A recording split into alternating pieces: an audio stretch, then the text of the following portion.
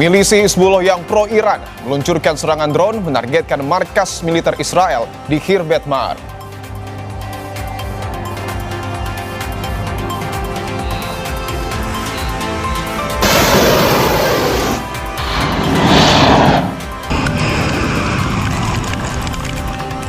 Iran siap menyiapkan semua kemungkinan terhadap langkah Amerika Serikat dalam memblokade Selat Hormuz, termasuk kemungkinan perang lagi.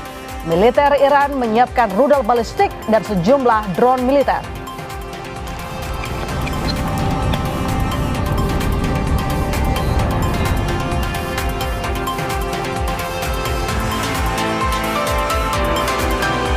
Tersangka dugaan ijazah Jokowi terkait dengan dugaan fitnah ijazah Jokowi Rismon Sianipar hari ini menjalani finalisasi SP3 atau penghentian perkaranya di Polda Metro Jaya.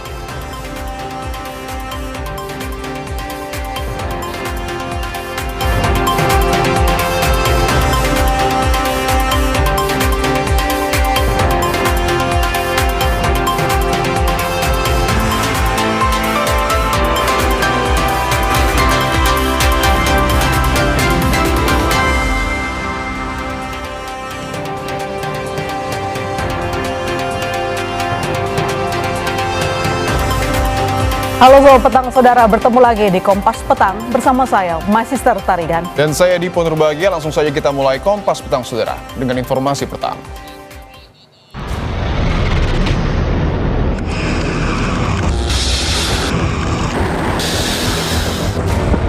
Navy Station. You must alter course and go back to the Indian Ocean immediately. If you don't obey my order, you will be targeted. Out.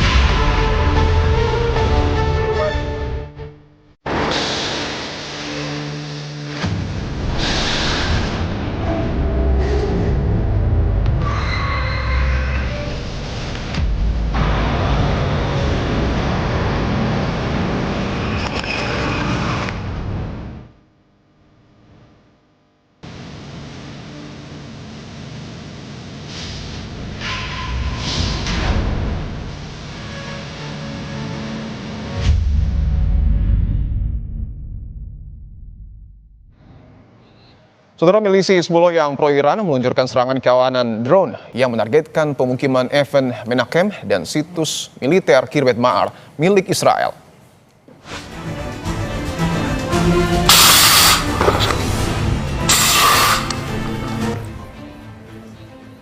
Menurut laporan dari saluran media di Lebanon, Al-Manar TV, serangan udara ini menggunakan drone penyerang dan merupakan bagian dari rangkaian operasi yang lebih luas di sepanjang perbatasan. Lokasi dan waktu peluncuran tidak bisa diverifikasi secara independen.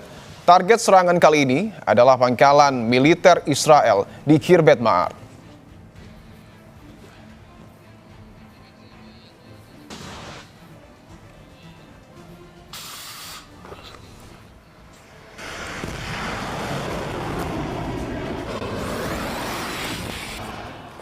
Media Lebanon Al-Manar juga melaporkan Hizbullah telah meluncurkan rudal jelajah bersayap untuk pertama kalinya ke arah pangkalan militer Israel di Misgaf Am pada Rabu pagi waktu setempat. Lokasi peluncuran tidak bisa diverifikasi secara independen. Serangan tersebut secara spesifik menyasar tentara dan infrastruktur militer di pangkalan tersebut. Selain Misgaf Am, operasi sebelumnya juga menargetkan konsentrasi pasukan di wilayah Shomera dan Kiryat Shimona.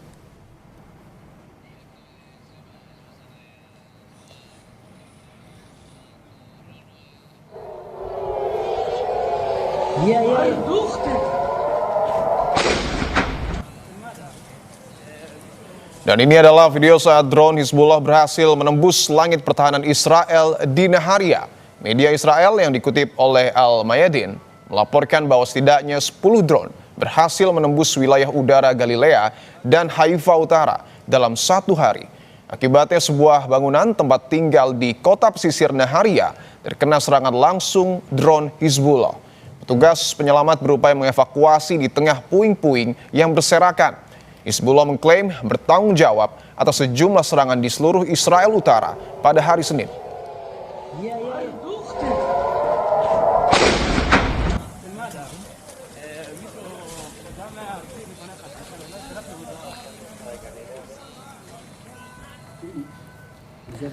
Warga Israel menggelar pemakaman tentara cadangan IDF di kota Katrin pada Selasa sore. Tentara ini tewas saat menjalankan tugas di Lebanon Selatan setelah kendaraan militer yang dikendarainya terbalik saat operasi militer. Tercatat ada 13 tentara Israel yang tewas di Lebanon Selatan sejak dimulainya operasi militer terbaru.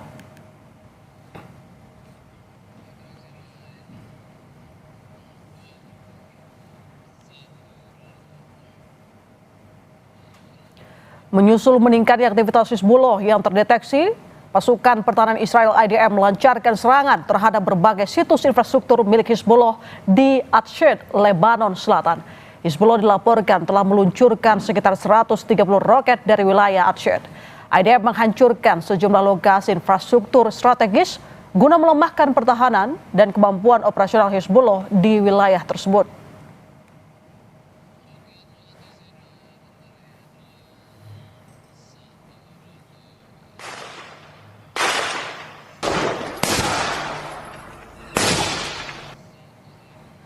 Militer Israel mengintensifkan serangan darat di Lebanon Selatan dengan fokus pengepungan di kota strategis Ben Jebel, sekitar 4 km dari perbatasan. Operasi ini bertujuan membentuk zona penyangga keamanan dan menargetkan Hizbullah. Pada saat yang sama, pasukan Israel beroperasi di seluruh area pertahanan garis depan untuk membongkar infrastruktur Hizbullah.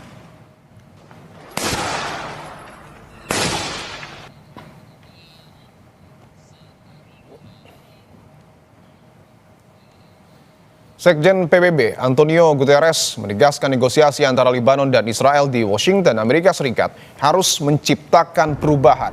Menurutnya gerakan Hizbullah dan Israel telah menggoyahkan pemerintah Lebanon. Jadi sudah saatnya Israel dan Lebanon bekerja sama daripada Lebanon menjadi korban.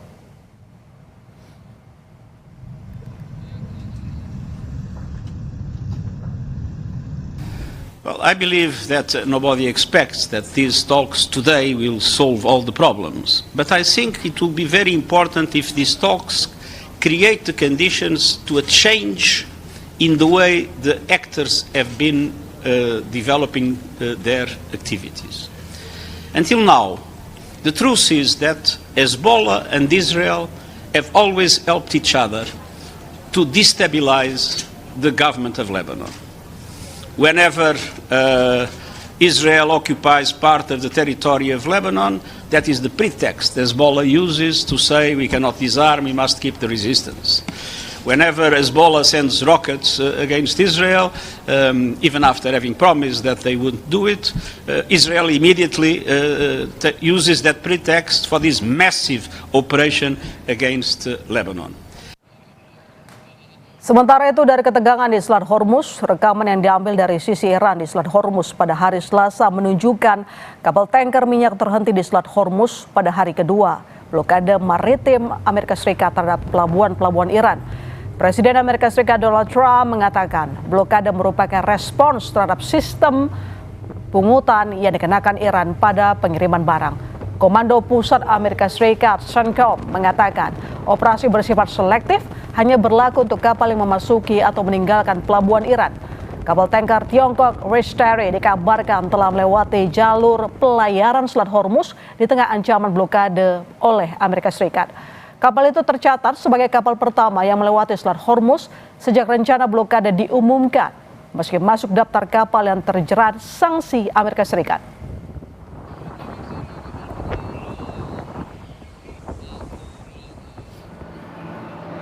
Komando Pusat Amerika Serikat atau US CENTCOM telah memetakan blokade pelabuhan Iran melalui Selat Hormuz telah diberlakukan sejak 13 April. The Wall Street Journal melaporkan 2 kapal perusak USS Frank E. Peterson dan USS Michael Murphy melewati Selat Hormuz Sabtu waktu setempat. Meski sehari setelahnya, militer Iran IRGC merilis telah memperingatkan kapal perang Amerika Serikat keluar dari Selat Hormuz. Kapal induk USS Abraham Lincoln dan kapal serbu amfibi USS Tripoli dilaporkan berada antara 500 sampai 700 km dari pantai Iran.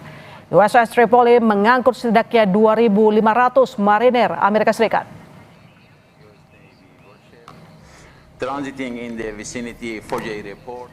Media Turki Anadolu Agency melaporkan sejumlah kapal perang Angkatan Laut Amerika Serikat telah ditempatkan di sekitar Selat Hormuz, sementara kelompok serang kapal induk USS Abraham Lincoln tetap berada di Laut Arab. Anadolu juga memberikan gambaran kehadiran Angkatan Laut Amerika Serikat di kawasan ini, mulai dari Laut Merah hingga Teluk Arab. Pasukan yang dikomandoi CENTCOM saat ini ditempatkan di Selat Hormuz untuk memberlakukan blokade yang diklaim adil terhadap semua kapal yang keluar atau masuk ke pelabuhan Iran. Dari gambaran itu terdapat 13 kapal perang dan 6 armada udara di kapal induk USS Abraham Lincoln.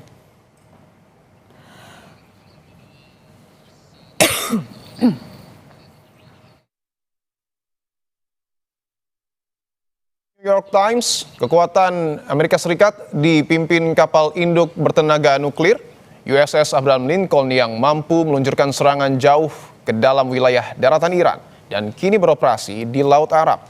Lincoln dikawal 3 kapal perusak USS Spruance, USS Murphy, dan USS McFaul. Kapal ini memiliki pertahanan udara untuk melindungi armada dari rudal Iran serta kemampuan serangan presisi dengan rudal Tomahawk. Dan kapal tempur pesisir berkecepatan tinggi di perairan dangkal Teluk Persia, anti ranjau dan menghadapi kapal cepat Iran.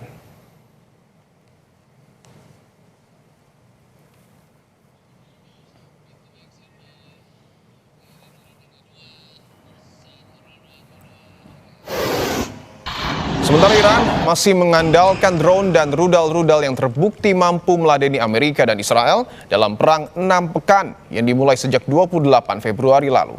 Iran memiliki rudal balistik jarak dekat hingga rudal balistik dengan kemampuan manuver rudal di ketinggian tepi atmosfer saat menuju sasaran. Bahkan rudal cluster yang membuat Iron Dome Israel kewalahan.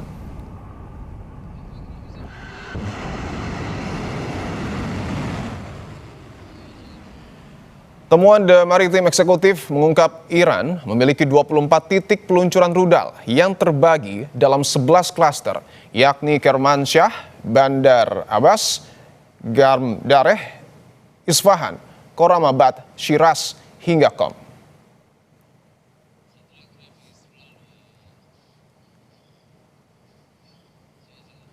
Sementara daya jangkau rudal Iran yang terpendek mulai dari Fateh dan Ra'ad dengan daya menjangkau 300 hingga 500 km dari titik peluncuran. Shahab dan Khaybar menjangkau 1.300 hingga 1.450 km dan rudal balistik Sejil yang mampu mencapai 2.000 km.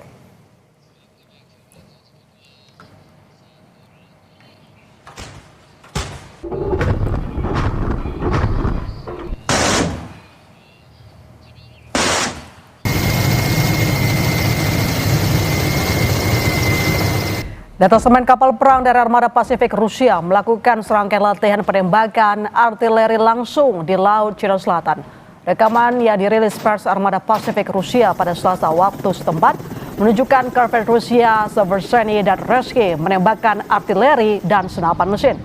Latihan juga melibatkan helikopter Ka-27 yang patroli di atas kawasan tersebut.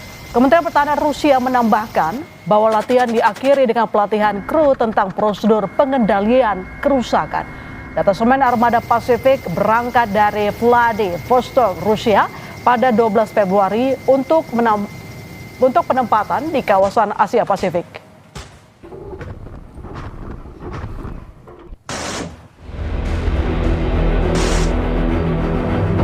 Presiden Amerika Serikat Donald Trump marah dengan sikap sejumlah negara anggota Pakta Pertahanan Atlantik Utara NATO yang menolak terlibat dalam upaya Amerika Serikat memblokade Selat Hormuz.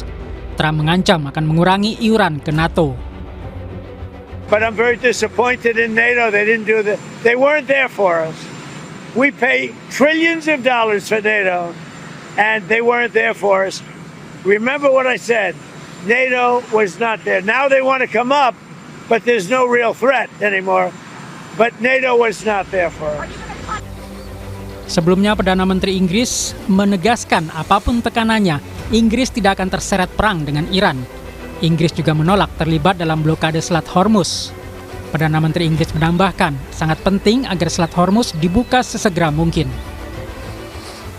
In relation to the blockade, let me be clear, as I've been already in the last day or so, that we are focusing our efforts on opening in full the Strait of Hormuz because of the damage it's doing to economies around the world, including our own economy. That is why we've been working with other countries at various levels, and we'll bring them together in a summit later this week. And we, the UK, will not be joining the blockade that the President announced.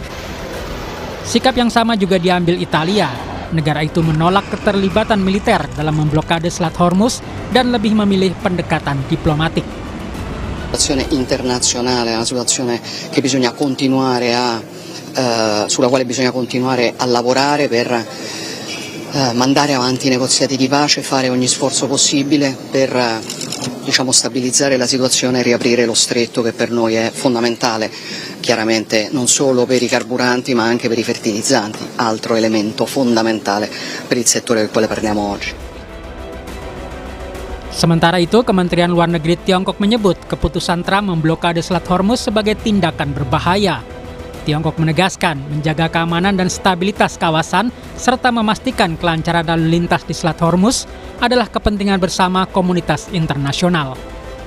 相关方业已达成临时停火安排的情况下，美方加码军事部署，采取定向封锁行动，只会激化矛盾，加剧局势紧张，破坏本就脆弱的停火局面，并进一步冲击海峡通行安全。这是危险和不负责任的行为。中方认为，只有实现全面停火止战，才能从根本上为缓和海峡局势创造条件。 Iran telah mengumumkan rute alternatif untuk kapal-kapal yang melintasi Selat Hormuz. Teheran beralasan resiko ranjau laut di zona utama jalur air vital tersebut masih sangat tinggi. Iran juga menyiapkan semua skenario, termasuk perang dengan armada laut Amerika Serikat. Saudara, Iran siap menyiapkan semua kemungkinan terhadap langkah Amerika Serikat dalam memblokade Selat Hormuz, termasuk kemungkinan perang lagi. Militer Iran menyiapkan rudal balistik dan sejumlah drone militer.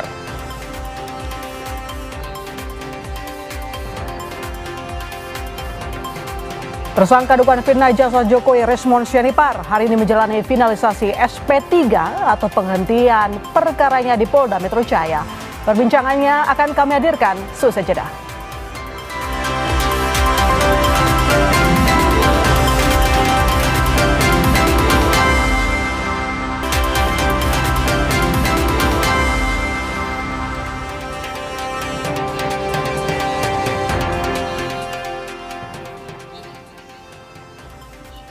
Sianipar hari ini menjalani finalisasi SP3 atau penghentian perkaranya di Polda Metro Jaya. Menurut kuasa hukum Resmond, Jamada Girsang, permohonan restoratif justice Resmond sudah memasuki syarat sehingga dinyatakan final atau menerima SP3 pencabutan perkara. Meski pengumuman resminya akan dilakukan esok hari oleh pihak Polda, adapun Resmond kembali menegaskan tidak ada unsur uang di balik pengajuan RJ-nya. Ia lantas menantang Roy Suryo untuk mencabut sejumlah tulisannya di buku Jokowi's White Paper jika tak ada unsur politis.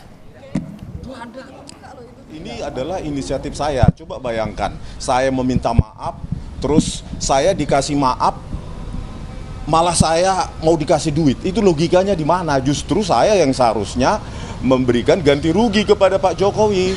Tetapi Pak Jokowi ternyata dengan Mas Wapres tidak mau menuntut saya dengan materi tersebut. Saya saja yang mendalami sebanyak 400 halaman ini, 80 halaman ini aja bisa mengaku salah. 460. Dan itu bisa kita verifikasi nanti dengan ahli-ahli lain. Kenapa mereka bersikeras? Makanya saya bilang, ya, kalau ini memang mau dilakukan, mau diteruskan, ya, hoax 99,9% palsu ini, maka saya duga ini ada motif politik yang sangat kuat. Aksi 1000 buku kepada DPR, DPD rencana minggu depan, tinggal korespondensi aja. 1000 bukunya sudah ada, sudah dicetak.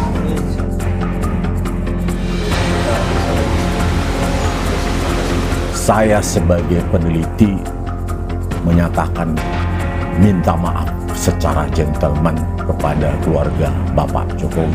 Siap. Ayo kita sahabat. 100 triliun kita terbuka.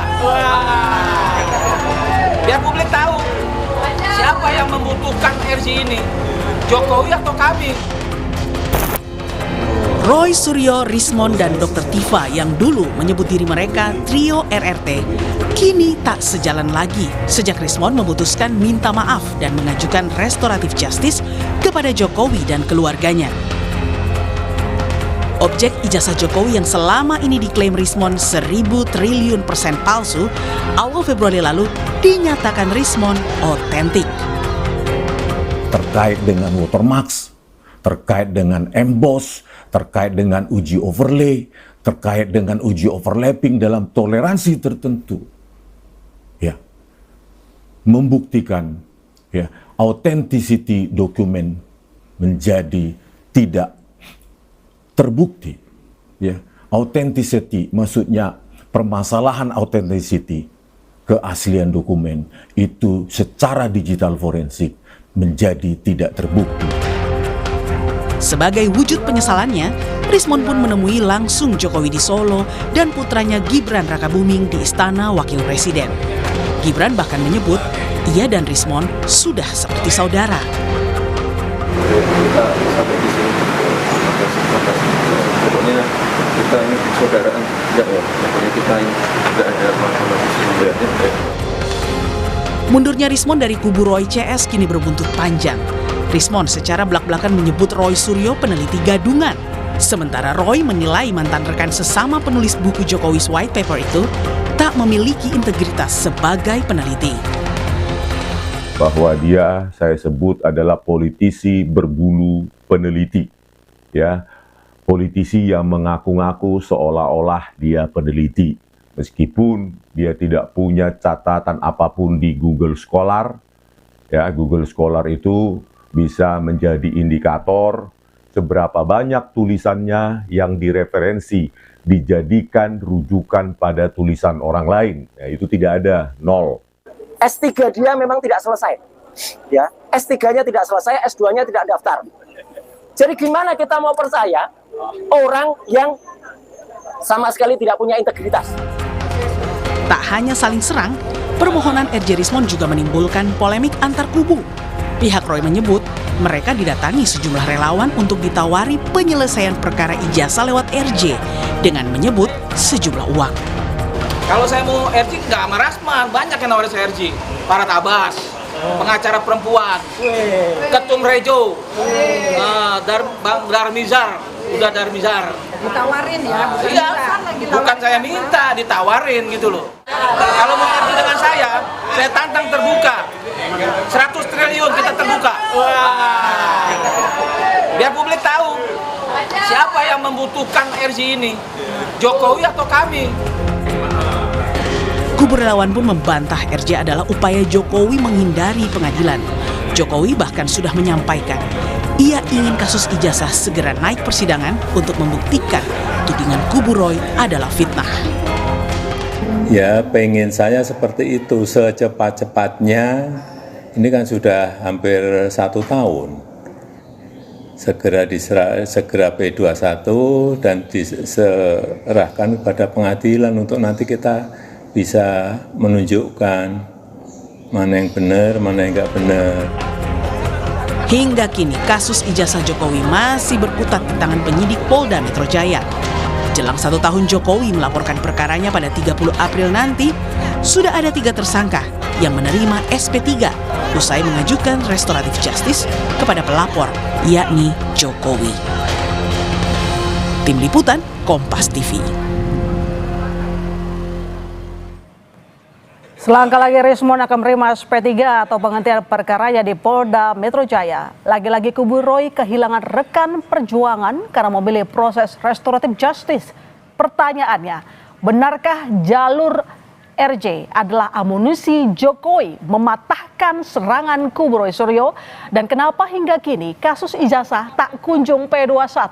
Kita bahas bersama Roy Suryo dan Andi Aswan yang sudah hadir di studio. Selamat petang, Mas Roy. Selamat petang, Mas Andi. Ya, sehat selalu. Sehat-sehat selalu. Besok katanya Bang Rismon bakal terima SP3 kalau nggak ada halangan. Sudah dipastikan itu akan terima? Ya, insya Allah besok itu ya saya baru kembali dari Polda Metro Jaya dan saya hadir di sana.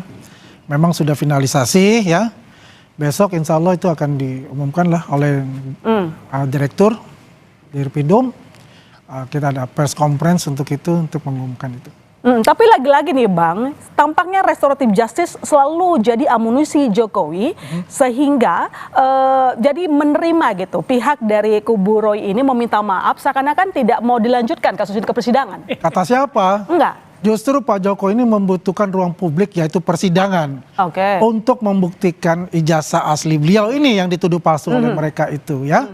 Jadi kalau kita melihat adanya KUHP baru itu mengkedepankan yang namanya restoratif justice dan kita mengetahui kan bahwasanya Pak Jokowi ini adalah seorang sosok negarawan, seorang yang pemaaf ya, yang mengkedepankan namanya rasa persatuan dan kesatuan itu. Apapun yang dikatakan mereka meminta RJ ya, sebagai umat manusia juga menerima itu. Tuhan aja memaafkan orang yang bersalah yang sangat besar. Nah, disinilah kita lihat kenegarawan beliau. Nah, kalau mereka ya Bang Egy, Bang Damai dan Rismon itu mengakui bahwa mereka itu salah untuk itu ya. Ini adalah satu alternatif untuk keluar. Baik, kalau Mas Roy sendiri apakah ada kemungkinan ada lagi yang mengajukan restoratif justice menyusul Bang Rismon? Pertama-tama saya ingin ucapkan selamat dulu. Selamat. Atas jubir yang baru untuk Rismon ya. Itu Andi Aswan rupanya sudah jadi jubir baru dari Rismon ya, nggak apa-apa lah. Dan saya mengatakan selamat karena apa? Alhamdulillah. Saya sampaikan kalau harus ya. Hari-hari ini juga beredar kabar hoax kayak gini, Mbak. Tuh, apa katanya Omon meninggal dunia. Ini hoax ya. Gitu. Jadi jangan dipercaya kalau kayak gini. Jadi saya kaget juga gitu, katanya saya melayat. Wah, tapi ya alhamdulillah sudah tampil kembali ya Omon. Meskipun saya katakan saya nggak perlu menanggapi apapun sekarang dari si Omon karena dia zombie. Zombie kan katanya sudah meninggal, kata Bang Andi itu juga tuh katanya sama teman-temannya bilang katanya sudah ada surat kematian. Jadi nggak usah ditanggapi lah. Nah, tapi kalau misalnya kita fokus ke RJ-nya Rismon ini, apakah Anda melihat bahwa ini merupakan amunisi dari pihak Jokowi supaya Anda dan rekan Anda minta maaf? Makanya udah benar sekali Mbak Ilona dan teman-teman juga media yang mempertanyakan hal itu. Karena apa? Ini udah kayak kebakaran jenggot padahal dia nggak punya jenggot yang di Solo itu ya gitu. Jadi artinya karena saking ketakutannya menghadapi P21 karena itu nanti kalau ada di persidangan maka apapun dilakukan. Solo juga dilakukan upaya segala cara, nggak ada wong sudah disidangkan berkali-kali tahu-tahu di ujung NO. Itu kan nggak masuk akal. NO itu di awal tiba-tiba ujungnya di NO. Ini kan aneh. Artinya ada orang yang sangat ketakutan. Siapa yang ketakutan? Ya yang punya ijazah palsu itu gitu loh. Yang punya ijazah ini loh palsu. Ya, yang punya ijazah 99,9 palsu ini sangat ketakutan. Maka apa? Kasih RJ dan itu fakta loh ya.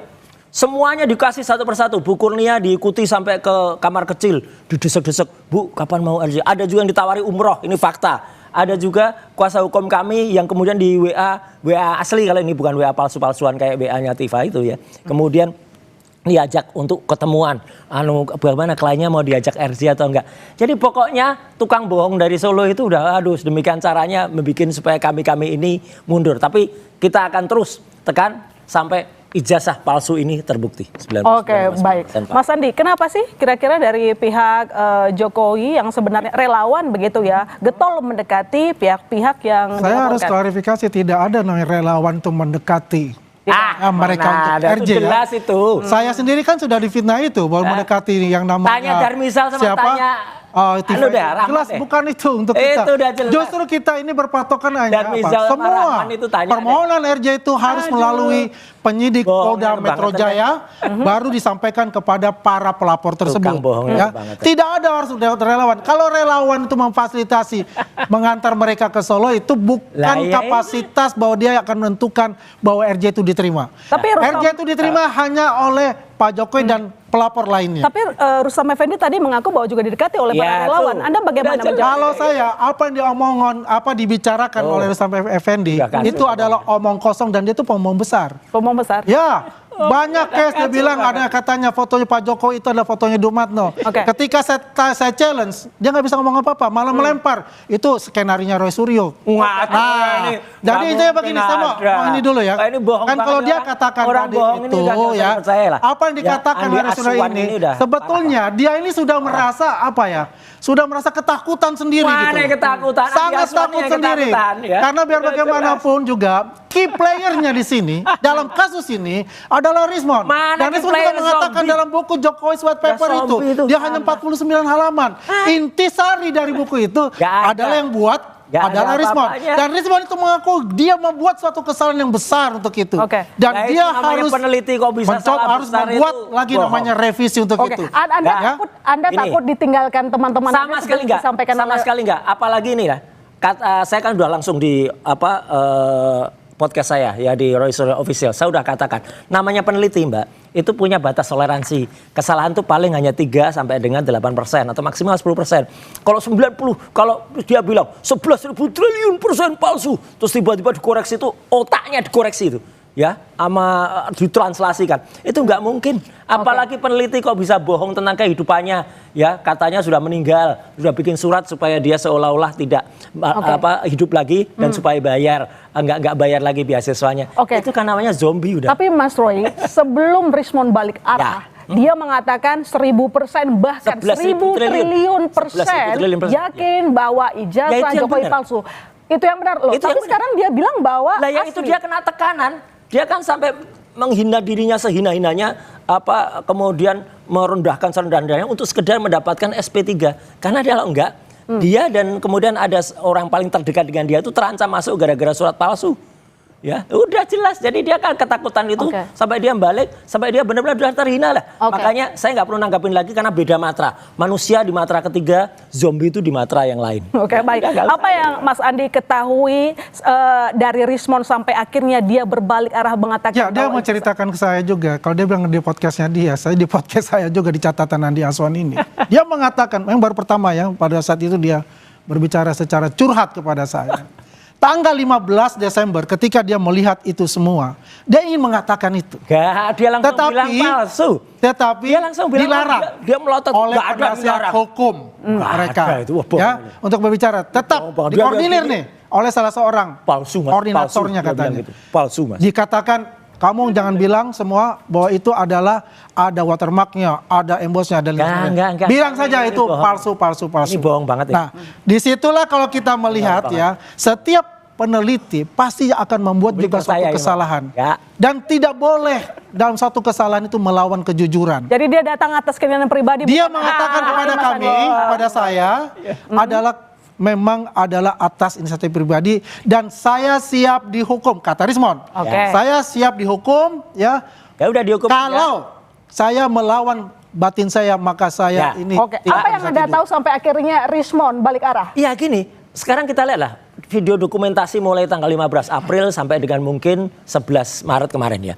Ada di berbagai podcast. Terus tadi pada head berita tadi, dia datang ke kantor Kemendikbud sambil bilang, palsu, saya 1000 buku untuk DPD kayak gitu.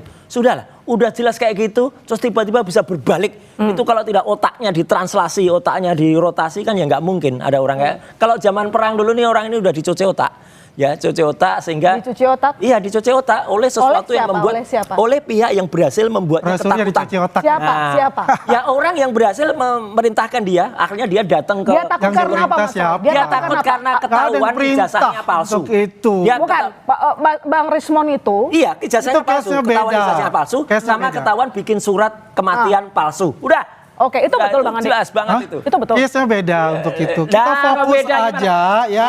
Apa yang telah dilakukan oleh kan lucu ya. Mereka satu perahu saling luar biasa mendukungnya. Kemudian ada orang yang sadar keluar ya dari kemunafikan, dari kebohongan-kebohongan selama ini yang diorkestrasi oleh saudara Roy Suryo itu. Ya. Kemudian dia sadar untuk itu.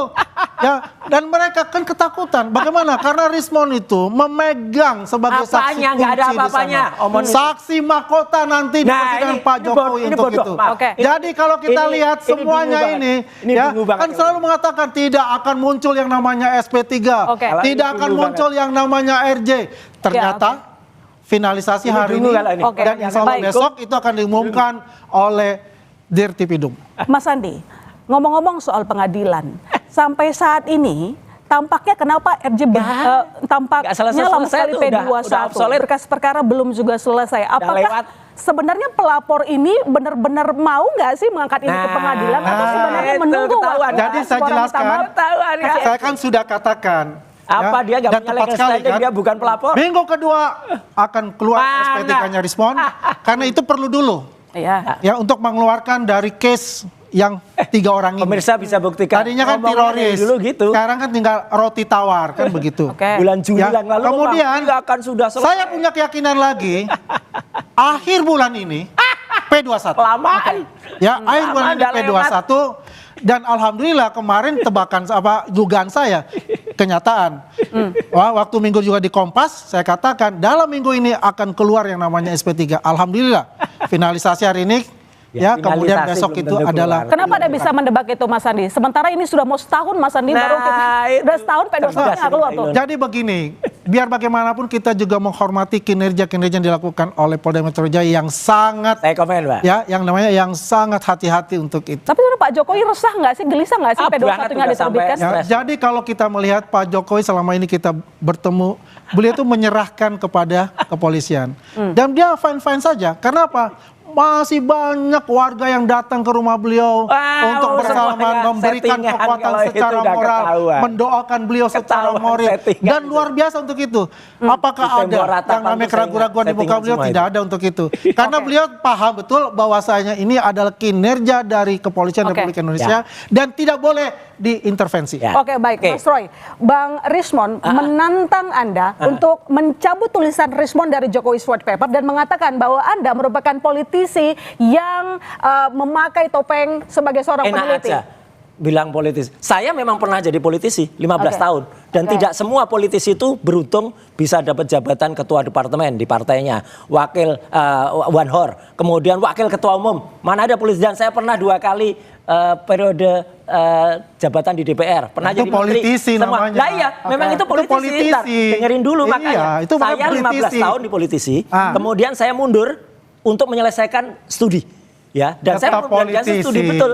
Udah lulus. Jadi Anda menantik bahwa masalah ijazah ini bukan karena kepentingan politik? Sama sekali bukan, dan Omon itu nggak bisa ngomong atas saya, seenaknya sendiri. Tapi Dan dia sudah jadi politisi. Tapi Anda akan mencabut nggak tulisan dari Rismon yang ditantang oleh Rismon? Tulisannya siapa? Jokowi Paper. Ya silakan, kalau Omon mau nyabut tulisannya, silakan mau nyabut tulisannya, nggak ada gunanya tulisannya. Oke, baik. 400 sekian halaman isinya cuma rumus, ya kata. Ya masih mendingan dari 49 halaman hanya pembukaan saja 49 halaman itu ada. Tapi yang jelas itu adalah buku sampah. Ingat ya Lona, dulu saya katakan itu adalah buku sampah dan ternyata sekarang terbukti buku itu adalah buku sampah. Dan Rismon mengakui itu dan dia akan membuat yang namanya revisi Jokowi's White Paper yang sebenarnya di luar dari buku mereka, tulisan mereka yang 49 halaman, yang isinya itu adalah sampah semua. Kita tunggu besok status SP3 Rismon Cilebar. Terima kasih Mas Andi. Dan dia ngomong dari tahun lalu tuh, akan SP3 akan udah dari tahun lalu. Memang besok akan SP3,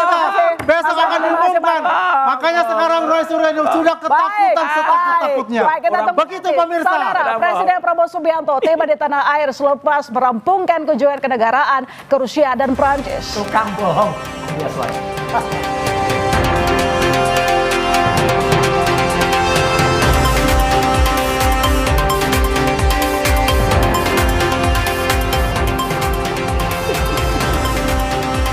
Indonesia dan Amerika Serikat menyepakati kemitraan kerjasama pertahanan utama yang diresmikan di Pentagon. Namun Kementerian Pertahanan menegaskan kerjasama ini tidak mencakup ujian lintas udara yang diajukan Amerika Serikat.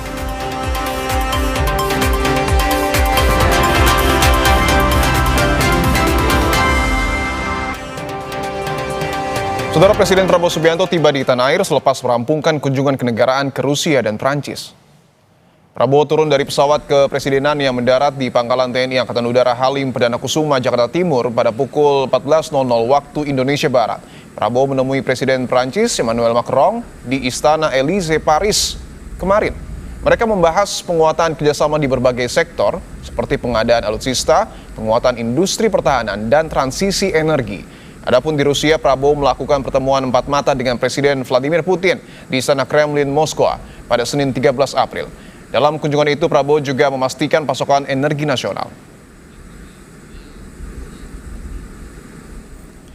Sementara itu, Menteri Luar Negeri Sugiono mengatakan pertemuan Presiden Prabowo Subianto dan Presiden Vladimir Putin menitik beratkan pada penguatan ketahanan energi nasional serta peningkatan kerjasama ekonomi bilateral. Dalam pertemuan, Prabowo dan Putin juga berdiskusi soal kondisi geopolitik terkini yang menjadi perhatian Indonesia dan Rusia. Sama antar kedua negara, diantaranya tentu saja kerjasama ekonomi di berbagai bidang, kerjasama perdagangan, kemudian juga kerjasama di bidang pertanian, dan yang terpenting adalah kerjasama di bidang energi yang diharapkan bisa menjadi bagian dari penguatan ketahanan energi nasional. Saudara, Indonesia dan Amerika Serikat menyepakati kemitraan kerjasama pertahanan utama yang diresmikan di Pentagon. Namun Kementerian Pertahanan menegaskan kerjasama ini tidak mencakup izin lintas udara yang diajukan Amerika Serikat.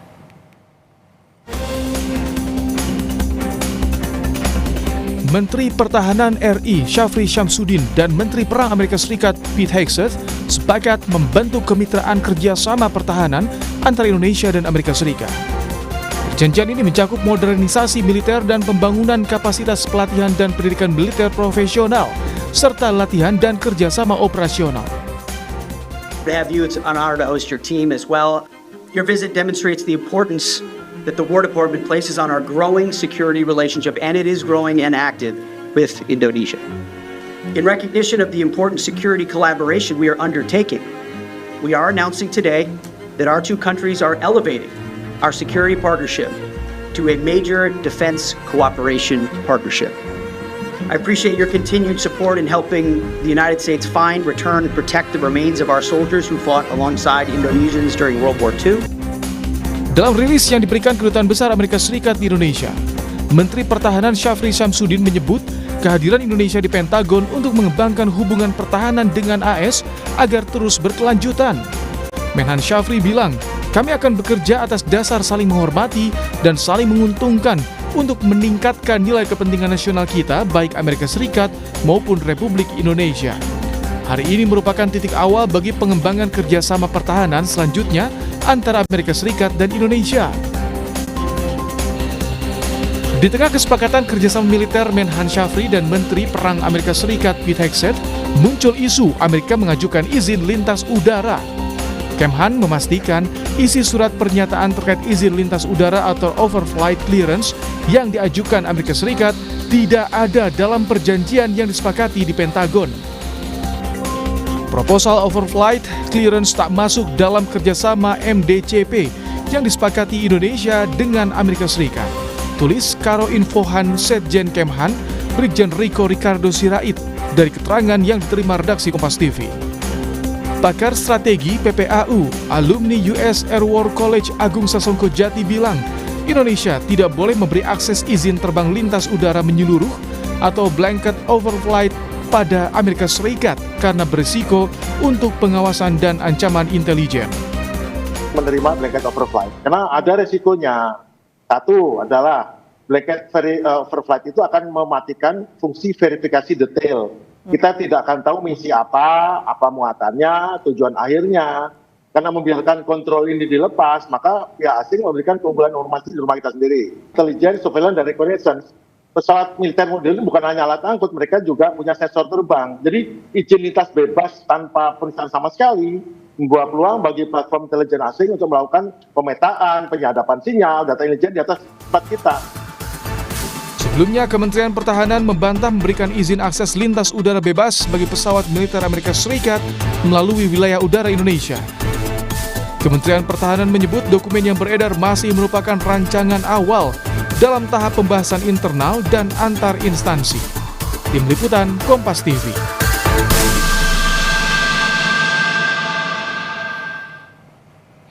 Sejumlah negara menolak ikut dalam aksi Amerika dan mencari jalan lain untuk membuka Selat Hormuz. Apakah tekanan negara-negara Eropa mampu meruntuhkan blokade Amerika Serikat di Selat Hormuz? Pembahasannya usai jeda, tetaplah di Kompas Petang.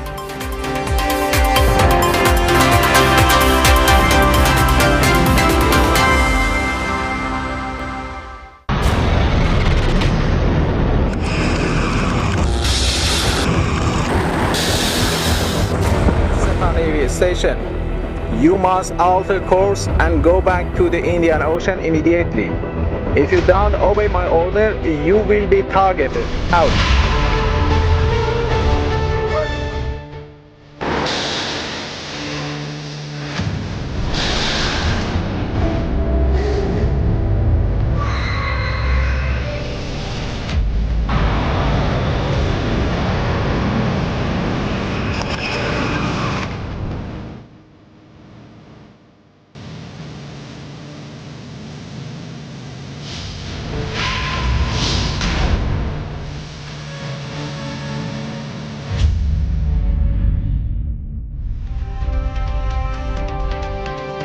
Saudara, detasmen kapal perang dari Armada Pasifik Rusia melakukan serangkaian latihan penembakan artileri langsung di Laut Cina Selatan.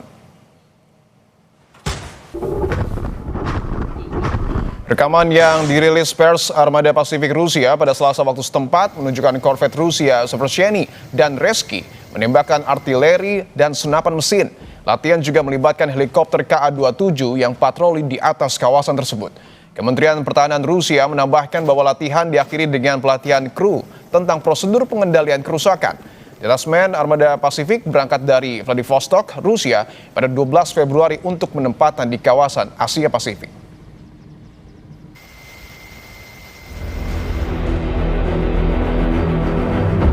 Presiden Amerika Serikat Donald Trump marah dengan sikap sejumlah negara anggota Pakta Pertahanan Atlantik Utara NATO yang menolak terlibat dalam upaya Amerika Serikat memblokade Selat Hormuz. Trump mengancam akan mengurangi iuran ke NATO. But I'm very disappointed in NATO. They weren't there for us. We pay trillions of dollars for NATO, and they weren't there for us. Remember what I said. NATO was not there. Now they want to come up. But there's no real threat anymore. But NATO was not there for us. Sebelumnya, Perdana Menteri Inggris menegaskan apapun tekanannya, Inggris tidak akan terseret perang dengan Iran. Inggris juga menolak terlibat dalam blokade Selat Hormuz. Perdana Menteri Inggris menambahkan, sangat penting agar Selat Hormuz dibuka sesegera mungkin. In relation to the blockade, let me be clear, as I've been already in the last day or so, that we are focusing our efforts on opening in full the Strait of Hormuz because of the damage it's doing to economies around the world, including our own economy. That is why we've been working with other countries at various levels, and we'll bring them together in a summit later this week. And we, the UK, will not be joining the blockade that the President announced. Sikap yang sama juga diambil Italia. Negara itu menolak keterlibatan militer dalam memblokade Selat Hormuz dan lebih memilih pendekatan diplomatik. La situazione internazionale è una situazione che bisogna continuare sulla quale bisogna continuare a lavorare per mandare avanti i negoziati di pace, fare ogni sforzo possibile per stabilizzare la situazione e riaprire lo stretto, che per noi è fondamentale, chiaramente non solo per i carburanti ma anche per i fertilizzanti, altro elemento fondamentale per il settore del quale parliamo oggi. Sementara itu, Kementerian Luar Negeri Tiongkok menyebut keputusan Trump memblokade Selat Hormuz sebagai tindakan berbahaya. Tiongkok menegaskan menjaga keamanan dan stabilitas kawasan serta memastikan kelancaran lalu lintas di Selat Hormuz adalah kepentingan bersama komunitas internasional. 相关方业已达成临时停火安排的情况下，美方加码军事部署，采取定向封锁行动，只会激化矛盾，加剧局势紧张，破坏本就脆弱的停火局面，并进一步冲击海峡通行安全。这是危险和不负责任的行为。中方认为，只有实现全面停火止战，才能从根本上为缓和海峡局势创造条件。 Iran telah mengumumkan rute alternatif untuk kapal-kapal yang melintasi Selat Hormuz. Teheran beralasan resiko ranjau laut di zona utama jalur air vital tersebut masih sangat tinggi. Iran juga menyiapkan semua skenario, termasuk perang dengan armada laut Amerika Serikat. 2 hari blokade maritim oleh Amerika Serikat ke pelabuhan Iran, dunia bergerak, sejumlah negara menolak ikut dalam aksi Amerika dan mencari jalan lain untuk membuka Selat Hormuz. Apakah tekanan negara-negara Eropa mampu meruntuhkan blokade Amerika Serikat di Selat Hormuz? Kita bahas bersama Kepala Badan Intelijen dan Strategis TNI 2011-2013, Laksamana Muda TNI Purnawirawan Soleman Ponto, dan peneliti senior Indo-Pacific Strategic Intelligence Aisyah Kusuma Sumantri. Mbak Aisyah, selamat petang. Selamat petang, Mas. Baik, kita masih tunggu ya Pak Soleman untuk bergabung, tapi saya ingin ke Mbak Aisyah terlebih dahulu bahwa setelah Amerika Serikat ini memblokade pelabuhan Iran, negara-negara Eropa ini sepertinya berlawanan arah. Apakah dunia, termasuk Rusia dan Tiongkok, mampu menghentikan blokade Amerika, Mbak Aisyah? Ya, memang blokade ini kan sebenarnya permasalahan kontrol ya, karena setelah kemarin negosiasi yang gagal di antara Iran dan Amerika Serikat, salah satu sticking point yang ada di antara keduanya itu adalah permasalahan Selat Hormuz. Kita lihat bahwa Iran ini kan bertujuan untuk mendapatkan sebuah kontrol bersamaan dengan Oman di sana, dengan menggunakan renminbi di dalamnya. Dan saya rasa ini merupakan sebuah pukulan terhadap ekonomi Amerika Serikat yang sekarang sudah terdesak, ya, ditambah lagi dengan kemudian keinginan Iran untuk menguasai Selat Hormuz. Meskipun secara hukum internasional ini sebenarnya sesuatu yang dilarang, tetapi sekali lagi ya, jika kita kembali memahami bahwa ini adalah sebuah victor's peace, jadi siapa yang memenangkan peperangan secara sipil, maka itu yang biasanya akan memiliki kemampuan untuk bisa mengatur nanti norma-norma internasional, maka kita akan melihat kemungkinan bahwa di masa depan ya Iran akan bisa saja gitu ya memiliki kontrol yang penuh atas Selat Hormuz dan memperlakukan Selat Hormuz sama dengan seperti terusan Suez atau terusan Panama. Nah, lalu kita lihat di sini sebenarnya Amerika Serikat ini meminta sebenarnya bantuan dari negara-negara lain yang saya rasa sebenarnya responnya ini sebenarnya sudah bisa ditebak karena sejak perangan Amerika Serikat ini kan berusaha untuk meminta koalisi dari negara-negara Barat untuk membantu membuka kembali Selat Hormuz, tetapi ditolak. Kemudian sekarang dengan melakukan blokade di Selat Hormuz, yang terjadi adalah sebenarnya ini strategi yang sifatnya counterintuitif dengan apa yang harusnya dilakukan oleh Amerika Serikat. Ada alasan kenapa dulu di awal-awal peperangan Amerika Serikat sempat melakukan pembebasan sanksi dari minyak Rusia dan kemudian pembebasan sanksi dari minyak Iran gitu ya. Jawab adalah untuk bisa menstabilkan harga ekonomi. Dengan seperti ini maka kemudian ini akan menjadi memperparah kondisi ekonomi global dunia. Oke, memperparah kondisi ekonomi global dunia. Saya ingin ke Pak Soleman Ponto bahwa Amerika menempatkan 13 kapal dari Laut Merah hingga Laut Arab. Apa yang bisa dilakukan Amerika Serikat dengan kekuatan itu kepada Iran selain blokade saat ini, Pak Soleman? Ya hanya itu yang bisa dilakukan, tidak bisa lebih dari itu. Hanya memblokade. Itu tidak ada lebih dari itu, karena kan laut juga terbatas. Jadi dengan kapal-kapal itu saja yang dapat dilakukan oleh Amerika. Tidak lebih dari itu. Tapi apakah ini juga akan meningkatkan eskalasi potensi, mohon maaf, perang di tengah gencatan senjata yang tengah terjadi, Pak Soleman? Oh ya, sangat bisa, sangat bisa. Itu sangat bisa itu kalau tinggal apakah mereka menahan diri atau tidak. Kalau dia kumat gilanya semua serang menyerang, lalu juga Iran juga mengadakan salvo rudal, salvo peluru kendali, wah itu tambah rame itu nanti. Menang jadi arang, jadi abu itu. Gitu. Oke, tapi Anda melihat seberapa besar potensi tersebut bisa terjadi dengan melihat dinamika yang terjadi saat ini, Pak Soleman? Ya sangat besar dengan sudah siap seperti itu. Tidak ada persetujuan untuk berhenti. Semua siap perang. Ya sangat besar. Tinggal siapa yang sekarang yang akan mendahului. Itu aja. Artinya apa yang kemudian diputuskan oleh Presiden Amerika Serikat untuk mengerahkan armada Angkatan Laut Amerika ke sisir selatan Iran ini bukan hanya sekedar gertakan saja? Ya, itu bukan gertak. Itu dia, selama ini kan kita belum pernah melihat kalau si Trump ini gertak. Apa yang dia sebut, dia lakukan apapun hasilnya. Gitu. Oke. Tapi eskalasinya akan meluas, Pak, karena kita tahu bahwa negara-negara Eropa juga nampaknya sudah mulai menolak sikap yang kemudian diambil oleh Amerika. Iya, pasti meluas. Pasti meluas. Tidak mungkin tidak meluas itu, pasti meluas lah. Oke, baik. Oke, saya ingin ke Mbak Aisyah bahwa tadi sudah dijelaskan ada kemungkinan eskalasinya ini meningkat. Apakah bisa jadi Rusia dan juga kemudian Tiongkok juga turut terlibat dalam peristiwa ini ataupun dalam situasi ini? Tapi kita tahan dulu Mbak Aisyah, kita akan kembali usai jeda untuk membahas hal ini. Tetaplah di Kompas Petang.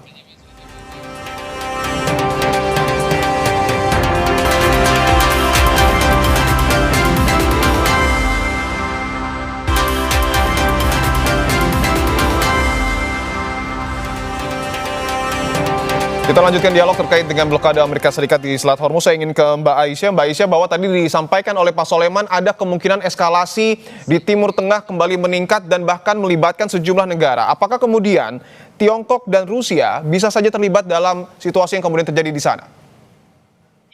Ya, kita lihat di sini sebenarnya Tiongkok dan Rusia ini kan merupakan dua dari aliansi terdekat yang dimiliki oleh Iran ya. Dan keduanya sebenarnya mendukung Iran dengan cara-cara yang tidak langsung. Mereka ini berusaha untuk kemudian menjaga jarak sebenarnya dari konflik tersebut gitu.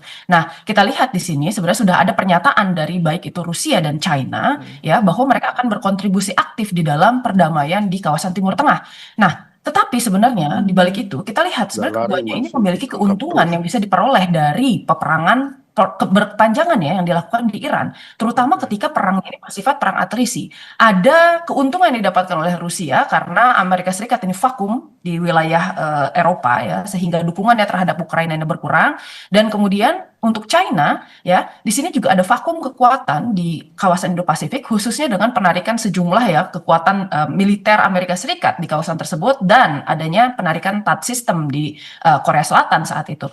Nah, tetapi permasalahannya dua negara ini tetap menginginkan bahwa perang terkonten di kawasan Iran dan Timur Tengah ya, jadi tidak melebar ke kawasan lain.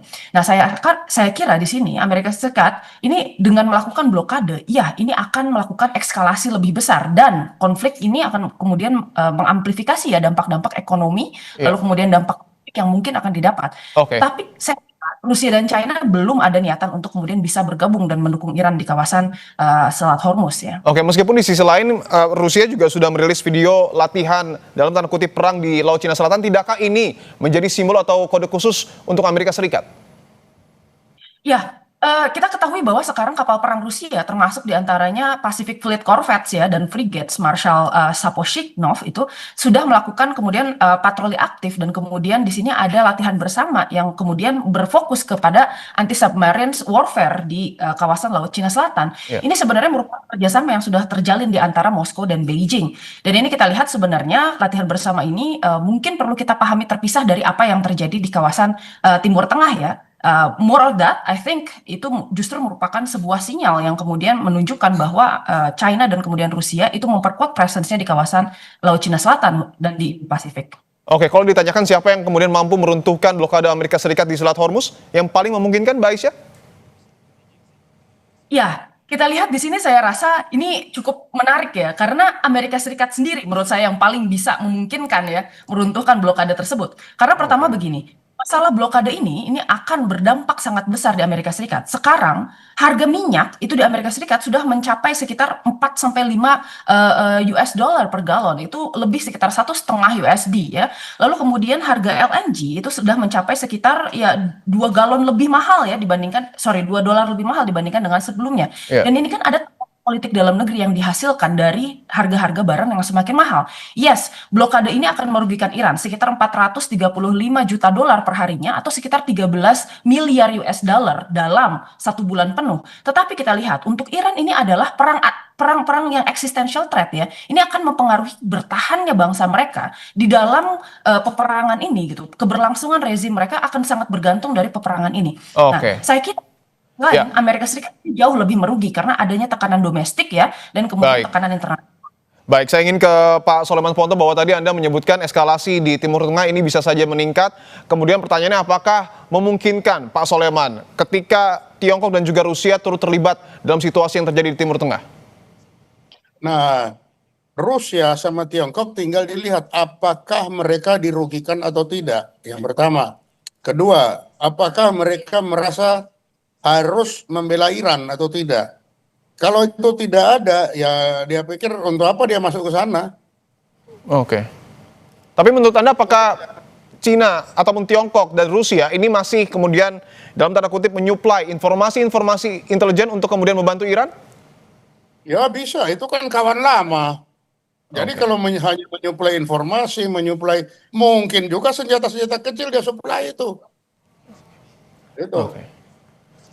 Oke, tapi secara hitung-hitungan armada ataupun kemudian pasukan yang kemudian ditempatkan Amerika Serikat di Timur Tengah, apakah armada laut Amerika Serikat ini cukup unggul untuk kemudian melawan rudal dan juga drone Iran? Saya tidak bisa, kalau Iran melaksanakan salvo rudal, ya anjur rontok semua tuh kapal-kapal itu. Kalau sekarang kan baru satu. Tapi itu kan coba disalvo sekalian itu. Nah, itu akan kerepotan juga tuh. Karena kapal juga setelah menembak, kan berkurang ngisinya, lama ngisinya. Sedangkan Iran di darat itu ada terus. Oke. Nah, dia dipancing suruh nembak terus sampai habis baru nanti di salvo. Wah, celaka kan?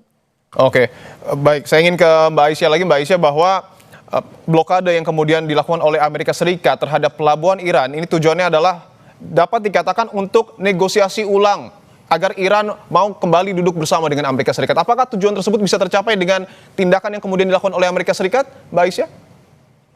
Ya, menariknya sebenarnya Iran ini kan sudah ada keinginan untuk bisa bernegosiasi dengan Amerika Serikat. Meskipun di negosiasi pertama ini Iran sebenarnya tahu bahwa negosiasinya akan gagal gitu ya. Jadi sebenarnya tidak kaget ketika kita lihat sticking point-nya ini sangat berat ya untuk kedua belah pihak gitu. Nah, tetapi saya kira di sini apabila kemudian Amerika Serikat terus-menerus melakukan coercive diplomacy, yang ada namanya adalah trust deficit ini semakin besar. Karena di perundingan pertama kemarin kita lihat bahwa perundingan ini kan dimulai secara tergesa-gesa ya. Pertama kita lihat ceasefire baru dimulai sekitar 2-3 hari, lalu kemudian keduanya sudah diseret ke meja perundingan. Nah, dari situ kemudian pembicaraannya dimulai dengan masing-masing ini sama-sama tidak percaya antara satu sama lain. Sementara di perundingan sebelumnya di tahun 2015 ataupun bahkan di tahun 2025 kemarin ada jeda cukup waktu ya untuk bisa menyusun strategi dan kemudian sama-sama gitu ya mendiskusikan apa sih yang menjadi tuntutan gitu. Saya rasa di sini Amerika Serikat yang harus dilakukan dibandingkan dengan melakukan coercive diplomacy strategi seperti ini adalah melakukan CBM atau confidence building measure, membangun trust di antara kedua negara sebelum menarik kembali Iran ke meja perundingan. Oke, baik, tentu kita tunggu semoga ada solusi yang kemudian lahir di situasi Timur Tengah. Terima kasih Mbak Aisyah dan juga Pak Soleman Ponto telah bergabung di Kompas Petang. Saudara, komplotan begal yang mengambil sepeda motor milik seorang petugas pemadam kebakaran di kawasan Gambir, Jakarta Pusat berhasil ditangkap.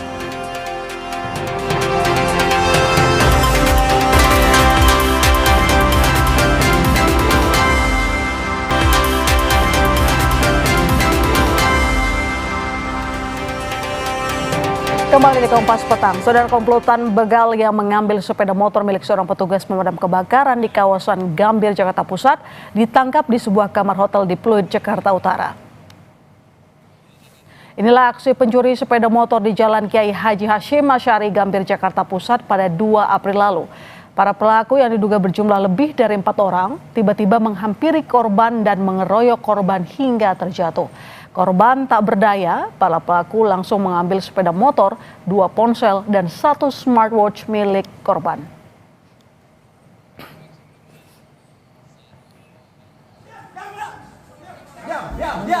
Polisi menangkap para terduga pelaku dan 6 wanita yang berada di dalam kamar di sebuah hotel di kawasan Pluit, Jakarta Utara.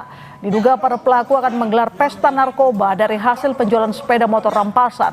Kasat Polres Metro Jakarta Pusat AKBP Robi Heri Saputra mengatakan dari hasil pemeriksaan terhadap 7 pria dan 6 wanita, 4 diantaranya mengakui perbuatannya telah membegal petugas damkar di kawasan Gambir pada 2 April lalu. Sementara 2 pelaku lain hingga kini masih dalam pengejaran. Pelaku utama itu yang terlibat itu ada berapa? Jadi ada 4 ya yang sudah mengaku bahwa terlibat dalam kejadian yang ada di Gambir. Namun tidak menutup kemungkinan karena masih ada lagi yang belum kita amankan. Masih ada 2 orang keterangannya masih dalam pengejaran kita. Dijual kemana motornya, ada uangnya betul? Jadi mereka menggunakan uang untuk hasil penjualan dari apa yang mereka dapatkan dari begal itu untuk. Saudara, pemimpin Gereja Katolik Dunia, Paus Leo ke-14, menekankan dirinya tidak menyerang Presiden Amerika Serikat Donald Trump secara pribadi dalam mengkritik perang.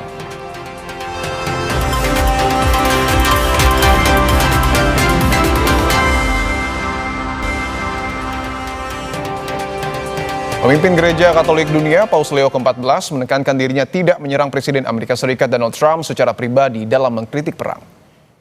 Paus pertama yang lahir di Amerika Serikat ini menyatakan dirinya bukan politisi atau pembuat kebijakan luar negeri, apalagi ikut campur perang yang terjadi antara Amerika Serikat, Israel, dan Iran. Tapi sebagai pemimpin Gereja Katolik Dunia, Paus Leo yakin seruan perdamaian dan rekonsiliasi berasal dari Injil dan ditujukan bagi seluruh umat manusia. He said that you're terrible at foreign policy, you have fear of the Trump administration. I have no fear of neither the Trump administration nor speaking out loudly about the message of the gospel. And that's what I believe. I am called to do what the church is called to do. We're not politicians. We're not looking to make foreign policy, as he calls it, with the same perspective that he might understand it. But I do believe in the message of the gospel. Blessed are the peacemakers. It's the message of the Lord leads to here today. Thank you very much for clarifying. Sebelumnya di akun Truth Social, Donald Trump menulis bahwa Paus Leo adalah orang yang lemah dalam perang dan buruk untuk kebijakan politik luar negeri. Trump menambahkan Paus Leo adalah orang yang tidak berpikir tentang negara yang menginginkan senjata nuklir dapat menghancurkan dunia. I don't think he's doing a very good job. He likes crime. A man that doesn't believe in stopping crime. He's a man that doesn't think that we should be toying with a country that wants a nuclear weapon so they can blow up the world. I'm not a fan of Pope Leo.